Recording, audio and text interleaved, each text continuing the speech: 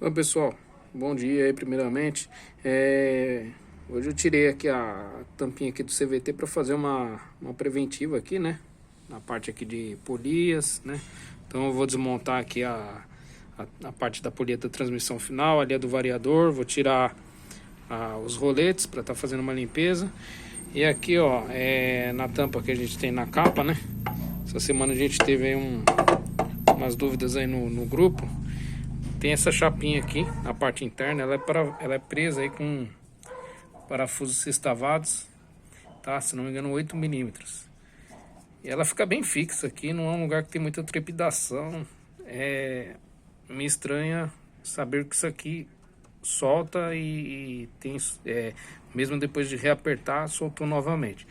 E na parte traseira aqui, que é onde vem esse eixo aqui da embreagem, tem um rolamento, né?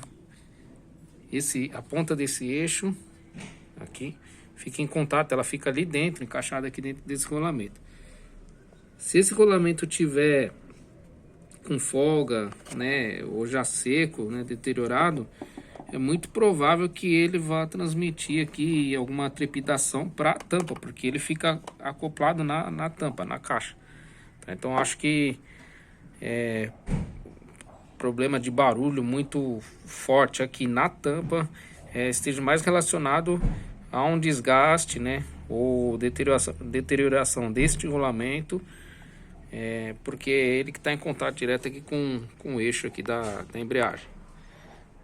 É isso aí, espero ter ajudado aí a solucionar alguma dúvida aí. Qualquer novidade a gente posta aqui.